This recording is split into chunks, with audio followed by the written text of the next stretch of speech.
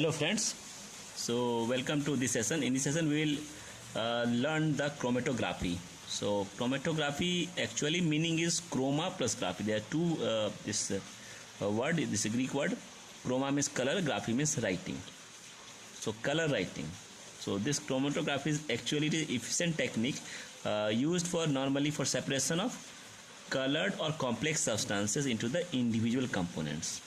So this is the main use of chromatography. This name is no longer used as a technique because it undergoes many modifications. It was used by first this botanist, that is T.S. Sweet. So now this term is actually used to separate any given mixture, whether colored or colorless, into its constituents and to test the purity of these constituents.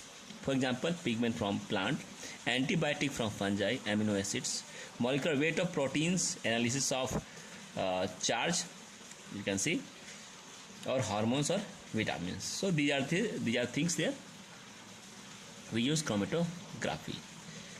It is also applicable even micro quantities, means quantity will be 15 milligram or we can say 1 ml in the field of biotechnology. It is based on selective distribution of various constituents or mixture between two immiscible phases. So I am saying immiscible phases. So these phases are one is stationary phase and one is the moving phase. This is called as the mobile phase. There are two phases: a stationary phase and the mobile phase, which will be used on in the chromatography techniques. So there are different constituents. It will migrate at different rates through the at stationary phase. So there are two phases. So in this phase, the constituent will migrate at a different speeds. This stationary phase is again two types. One is solid or liquid, and this mobile phase again two types, liquid or gas. So based on nature of stationary phase and mobile phase, these two phases, so different type of chromatography techniques has been developed. Let us see this flow chart to understand more better.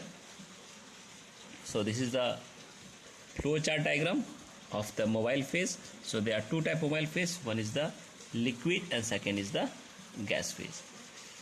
So again in liquid there are two phases. One is the liquid solid chromatography and this is the liquid chromatography. So this is LSC, this is the LNC. So this is your again gas phase, again gas solid chromatography, and one is the gas liquid chromatography. This is GSC, GLC. This chromatography is on solid phase adsorption, and in this phase is partition. While in this again same thing, it is absorption, LSC phase, and LLC phase, that is adsorption is partition. So one adsorption, one partition, one adsorption, one partition. So this is a stationary phase, both are. Under adsorption, two types is there: adsorption column chromatography and adsorption thin layer chromatography. Under this one, there are different types. So important ones are partition thin layer chromatography, partition column chromatography, paper chromatography, and the reverse phase partition chromatography. So it is actually different type of chromatography, guys. We are not going to discuss every types. We will discuss only those types which are important or it is used as a large scale. Now we see what is adsorption chromatography and partition chromatography. So under adsorption chromatography, stationary phase is solid and mobile phase may be liquid or gas. But in partition chromatography, in this stationary phase is liquid but mobile phase is liquid or gas. Classification chromatography. So based on mechanism separation, two types: adsorption chromatography and partition. Based on phase, if you take the phase, so it will be solid phase chromatography. So it is again two types: solid liquid chromatography, solid gas chromatography. We have seen in the flow chart also. And if you take a liquid phase chromatography, so it will be liquid chromatography, and second is liquid gas chromatography. Next is based on shape of chromatographic bed. So again it is two types. One is the planar chromatography. Again it is divided to two types: paper chromatography and thin layer chromatography. And if you take the column chromatography, so this will be your packed column chromatography and open tubular columnography. So these different types of chromatographies are there. So let us see its application, where it is applied in our day-to-day life. So types of chromatography. So these are the common types. One is the liquid chromatography. This is the gas chromatography, TSC thin layer chromatography, paper chromatography. So this is the application of liquid chromatography is, it is used for testing water samples to look for pollutions. Now why and what is in it. So under this one, what in it in this chromatography, it is used to analyze the metal lines in the pollutions or organic compound solutions, and it will use the liquid which may be incorporate hydrophilic or insoluble molecules. Similarly, for gas chromatography, it will detect the bombs in airports. It will identify the quantifying such drugs as alcohol and being used in forensics to compare fibers found in the victims. What in it? In this, it is used to analyze the volatile gases. Helium is used to move the gases mixture through a column of absorbent material. Similarly, for TLC, so it is used for detecting the pesticides or insecticide residues in food, or in forensic, it will be used to analyze the dye composition of fiber. Why and what in it? So in it is used as a absorbent potential on the flat glass plate. So rapid method to check the purity of organic compound. That is a thin layer. Paper chromatography, under this one, so it will help in separating the amino acids and anions, RNA fingerprinting, separating and testing histamines, antibiotics, and why and what in it. So it is the most common type, this one, paper chromatography, and the paper is stationary phase, and this uses capillary actions to pull the solutes up through the paper and separate the solutes. So just we have seen the uses, so we'll discuss about the most important common type of chromatography. So these are column chromatography, thin layer chromatography, paper chromatography, gas chromatography, and ion exchange chromatography. So let us see one by one. Adsorption chromatography. So it is based on adsorption or surface phenomenon. It is based on adsorption surface phenomenon. It will act on the surface of the substances. The various constituents present in the mixture. So it can be liquid or gas is a mobile phase. It will varies with the adsorbent. So adsorbent is stationary phase. Liquid or gas is your mobile phase. Already we discussed this one. So the common adsorbent are like magnesium oxide, aluminum oxide, cellulose powder, silica gel, or active animal charcoal, etc.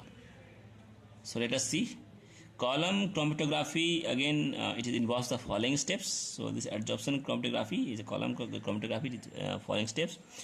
There are three steps is mainly. One is the preparation of the adsorbent column, second is the adsorption, and third is the elution of the components and recovery. So let us see these one by one. Preparation of the adsorbent column. So it is a long tube burette fitted with a stop coke. At the bottom is used for packing of column. You can see this is the burette, and you can see in the burette this is substances, and this is the particles present in the top of the column, this one. So what happens, this is the mixture which is added from the top. So we are adding mixture from the top. So what happens, so second is the appearance of bands will appear. So here you can see the bands is appearing. So these are the bands, all these are separated, components separated. And third is the collection of the fraction. Now we are collecting fraction in this flask. Second part, adsorption. So what happens here, consider a solution mixture to be separated in the suitable solvent. So it is first separated suitable solvent and absorbed in a small quantity of adsorbent and dried. So first we make the solvent, then it is absorbed on the adsorbent, and then make it dried. So this dried material is placed as the top layer of the adsorbent column. You can say this is a dried material. So as the solution moves down, so this will moves down, the component of the mixture in solutions are adsorbed by the adsorbent at different speeds, and consequently the original layer of the various components separates into individual layers. We can see these layers are individual layers. You can see here is separating, and it is called as bands. So these are called bands. You can see it is separating in different layers. So this is called as bands in the adsorption column, and each band is called chromatogram. So these are called as the chromatogram. So these bands are further separated by running more pure solvent from the solvent down the column. So it will go down, and this process is called development. So this is called development, and mostly a strong adsorbent component is present in the band near the top, while the weakly adsorbed constituent is found in the band near bottom. So we can see the bottom is the weakly component and this is the strongly adsorbed component. So this is the difference. Third part is the elution of component and recovery. So elution, what is elution? Is the process of collecting or isolating the separated zone by washing. So there are two ways to carry this one, elutions. One is when the bands are colored, the process development is stopped at a particular stage. So adsorbent column is pushed out of the tube and each band is cut out. This band is cut out with a knife and then extracted with a suitable solution. This is called elution. So you can see this figure, this is adsorption chromatography. What happens? These are the surface and this is developing on the surface of the substance. The solids are adsorbed on the surface of the stationary phase. So the stationary phase, this is adsorbed here. So this is adsorption chromatography. You can see here solute is dissolved in liquid phase. So this is liquid phase and coated on the surface of solid supports. In this way it is coated. You can see diagram very clearly. You will understand. So this is our partition chromatography. So both are different. So one having we require liquid phase, so one is directly adsorbing. So both are different. So next we have thin layer chromatography, that is TLC. So it is method for analyzing the mixtures by separating compounds in the mixture, and it can be used to help or determine the number of components in the mixture, or you can identify the compounds or purity of a compound. So purity identifying all we do with the help of thin layer chromatography. Even by observing the appearance of a product or disappearance of a reactant, it can also be used to monitor the progress of a reaction. So this thin layer having wide applications. So in this, what happens? First we take the glass plate of size this much in a beaker, in which the thin layer of adsorbent such as silica gel are sprayed on glass plates. A slurry of adsorbent in an organic solvent is prepared. So two things we are doing. One, we are silica gel is spreading on the glass plates, and second, we are preparing the slurry. And this slurry is coated on the glass plate with the help of device that is called applicator. Again, the spot of the solution mixture is separately kept in a distance of 2 cm from the one side of the glass plate with the help of capillary. Keep the size of the spot as small as possible. The plate is then dried. And the glass plate is now placed vertically in a closed jar. Why? Because atmosphere in the beaker is saturated with the solvent vapors, and it also stops the solvent vapors to go into liquid. So it contains a suitable solvent or a solvent mixture at the bottom, so which is 1 meter deep. The end which has a sample spot is dipped in the solvent. Then the chamber is closed and solvent is allowed to ascend. So this, if the development solvent is polar, then spot will move some distance from the original locations. It will move upward from original locations, and different components in the original spot having the different polarity will move in different distances from the original spot solution, and so up as separate spots or different color spots. So this is our suppose graph. So this is one spot, so it will also goes and solvent will also go, both will go together. So if it is more polar means it will move upward, and this is the dip in the 1 centimeter of solution. So different components in the original spots having the different polarities will move at different distances from the original spot location. So this is the original spot locations. This will also move, and this solvent will also move upward with different rates, and they will show up as a separate spots and different colored spots.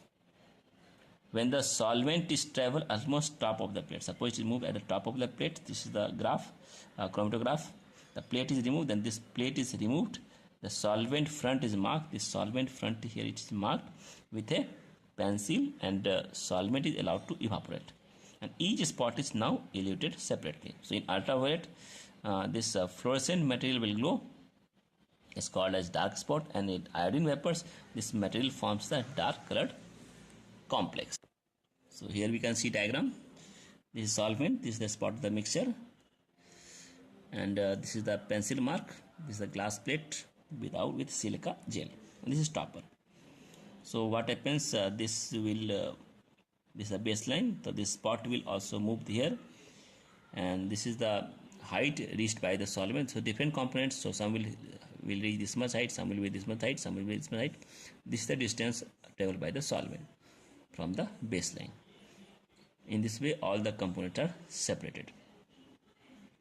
So we will find this one distance by using this mathematical calculation that is called retardation factor value. So if you want to know how many different dyes made up of the mixture, we should take measurement from the plate in order to help and identify the compounds present. So this is the x distance that is moved by the solvent, and this is the y distance moved by the this dye solid from here to here, and this to this one. So which is very clearly, this is the distance moved by from here, and this is the distance moved from here. So y distance traveled by the component from the baseline, and distance moved by the solvent from the base, that is called x. So solvent moving from here to here, and dye is moving from here to here or here to here. So different dye have different velocities, and y by x should be lesser than or equal to 1. For example, suppose if the red component travel 1.7 cm from the baseline, while the solvent has traveled 5 cm, what is the RF of this red dye? So RF will be 1.7 by 5, so you will get this much value, 0.34. This is the retardation factor value. Now we will see one more application, that is called paper chromatography. So it is a method for separating the parts of the mixture of either gas or liquid solution containing different chemicals. For example, pen inks are made up of different colors.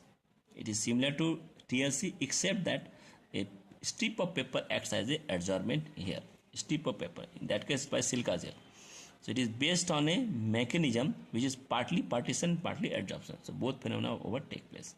This is solvent, this is solvent front, this is covered, and this paper is cellulosic fiber, this chromatography papers, in which water adsorbs strongly. So it is acting as stationary phase, and this phase is your mobile phase where the organic solvent is used. So now a drop of a solution mixture which is to be separate is placed on a strip of chromatography paper, and the solvent is allowed to travel along the strip. So when the eluting solvent, it moves upward, this is called ascending paper chromatography, and when the eluting solvent moves downward, this is called descending paper chromatography. Finally, the strip paper is taken out and dyed in air. The position of various components on the paper is determined by spraying some solvent or some reagent which makes the spot visible. In case of amino acids for identification and separation, we use the ninhydrin for developing colored spots. So this was your that is paper chromatography. Now we'll see the gas chromatography. In this gas chromatography, this is the one gas supply, and it is used for the analysis of mostly environmental samples. You can see this is the oven, and this pure gas is again supplied. It is supplied by the, it's called carrier gas. It's called mobile phase, like nitrogen, helium, argon, carbon dioxide. And this is the injector. From here a sample of the solid is injected. So this whole carrier gas plus sample both will mix. So mixing will take place. Now this is passed through a coil, this column of coil. So what will happen, the temperature is 150 to 250 degrees centigrade, so in which this stationary phase will undergo volatile. It is a cause of volatile solute, it will vaporize, and the carrier gas will transport the vaporized solute, and there is a detector instrument, so it will give you these type of peaks. So what is the meaning of these peaks of the solute? So various solids travel through a column at different rates. So fastest moving solids, it will exit the column first, then is followed by remaining solids in corresponding order. So as each solid eludes from the column, it will enter the heated detector, and then an electronic signal is generated upon interaction of solid with detectors. And again, the size of solid is recorded by the data, and systematic and plotted against the elapsed time to produce the chromatogram. So this is the chromatogram. So closely spaced peaks with no overlapping of peaks is ideal, So if the peaks are very close, if there is no overlapping, so this is your ideal. And time and size of peak is used to identify and measure the sample compound. So how much it is taking time, and what is the size of peak? So with the help of this peak size and time taken, so we identify the type of sample compound. Next common is ion exchange chromatography. So this is a popular method for purifying the purification proteins and charged molecules. So under this there are two type of exchange chromatography. One is cation exchange chromatography. Next is the anion exchange chromatography. So in this case, positively charged molecules is attracted towards the negatively charged solid support, and for the anion chromatography exchange, negatively charged molecules are attracted to a positively charged solid support. So this is the column. We can see this is a mixture of the proteins. So we can see the positively charged proteins is binds to negatively charged beads. So these are the beads are there. So they are binding to these beads. This is the stationary phase, and negatively charged proteins are flow through this one. So negative charge is flowing and positive charge is so it is binded over there. And all these arrangements are actually it is linear salt gradient. So linearly they are grading of salts take place over here. So how they are separate? So by increasing the salt concentration, if you increase the salt concentration, what will happen? The molecules with weakest ionic interactions, it will start to elute, it will separate from the column first, while the which have strong interactions, it will require the higher salt concentration and it will elute later in the gradient. So in this way, with the help of ion exchange, the cations and anions are separated.